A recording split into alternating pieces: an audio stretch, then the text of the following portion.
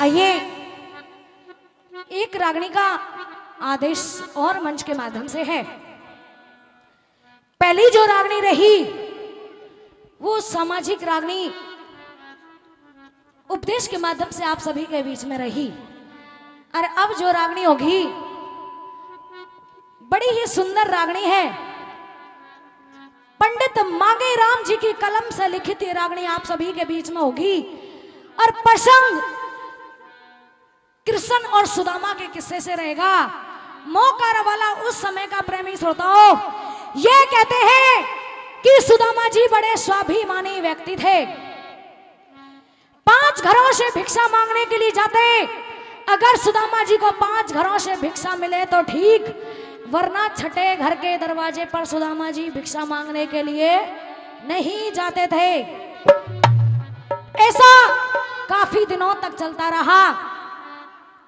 New कहने लगी सुदामा जी से मिश्राणी कि पिया जी मेरे ये याने याने छोटे छोटे से बच्चे हैं, अरे किसी दिन इनको भोजन मिलता है तो किसी दिन इनको पानी पीकर ही सोना पड़ता है। अरे ऐसा कब तक चलेगा?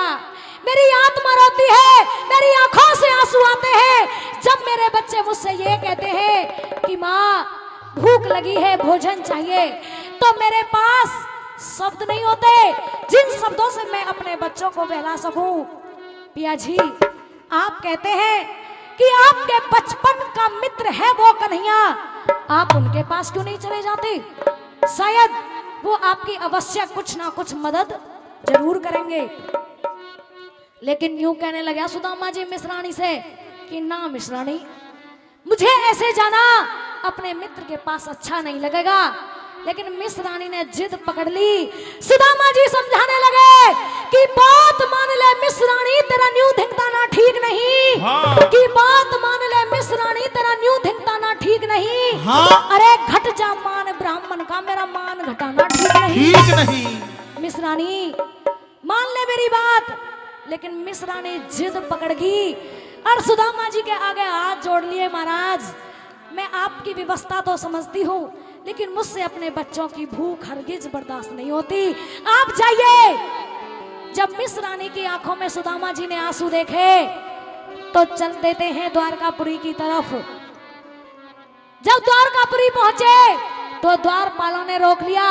अब सुदामा जी अपना परिचय दे रहे हैं द्वारपालों को कि द्वारपाल मेरा नाम सुदामा है, मैं आपके महाराज कन्हैया जी का बचपन का मित्र हूँ।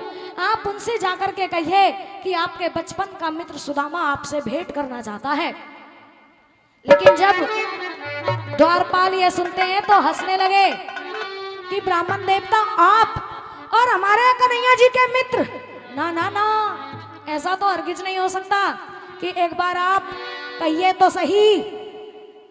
द्वारपालों ने बात मानी, पहुंच गए कन्हैया जी के पास में और बताने लगे कि महाराज कोई सुदामा नाम का ब्राह्मण है जिसके टूटे लित्तर पाटे वस्त्र हैं और आपको अपने बचपन का मित्र बताता है।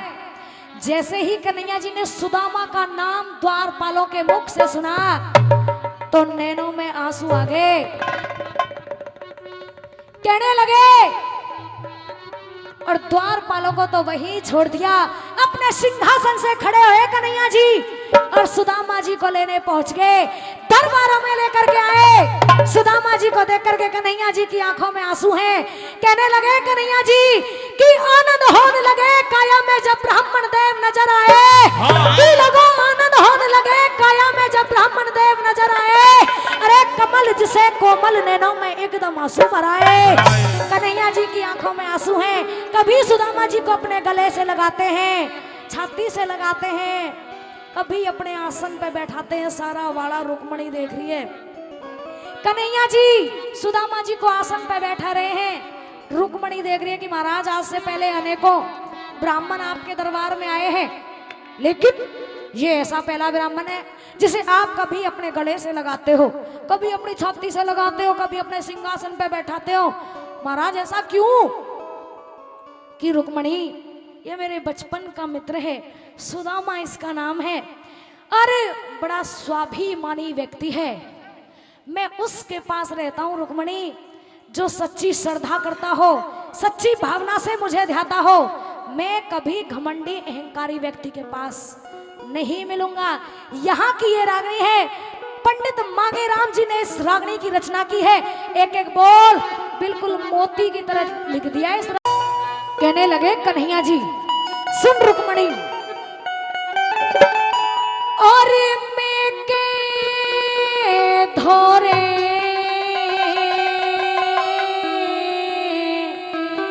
मैं को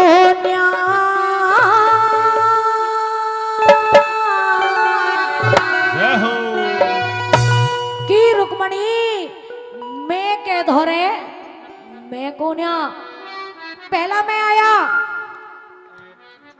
दूसरे व्यक्ति घमंडी अहंकारी व्यक्ति के लिए, और दूसरा जो मैं आया है वह स्वयं त्रिलोकीनाथ कन्हैया जी के लिए आया। अरे मैं के धोरे मैं को न्या,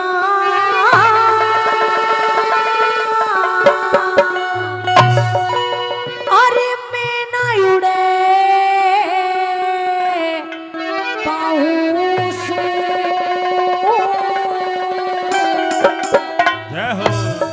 मेरे बालक पड़ता यार सुदामा गूगल को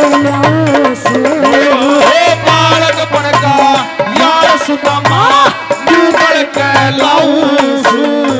अरे मैं के धोरे मैं कोन्या रे मैं ना उड़े पाऊं। मेरा बालक पड़ता यार सुदामा गूगल के लाऊं।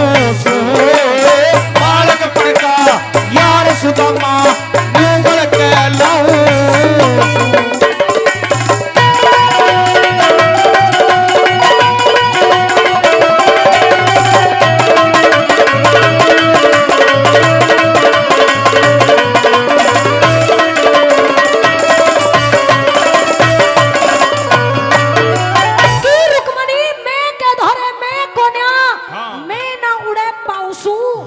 रुक्मणी मेरे बालकपन का यार सुदामा मैं न्यू छाती के ले आऊं सू। पहली बात के द्वारा किसने मेरा अपमान किया, मैंने उकी गेल के करया सुनिए। पहली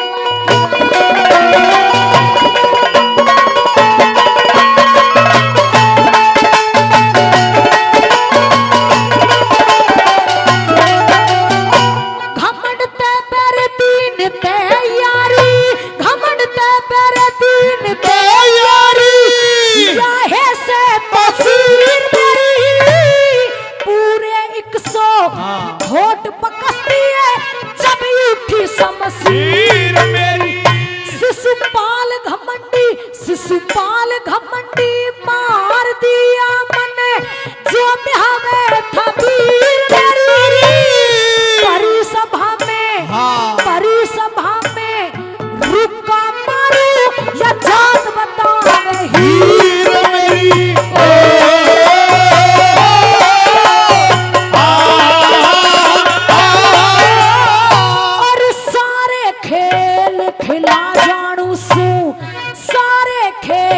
खिला जानू सू जो खेले उसे खिलाऊं सू। मेरा बालक पड़का यार सुदामा गूगल के लाऊं सू। बालक पड़का यार सुदामा गूगल के लाऊं सू।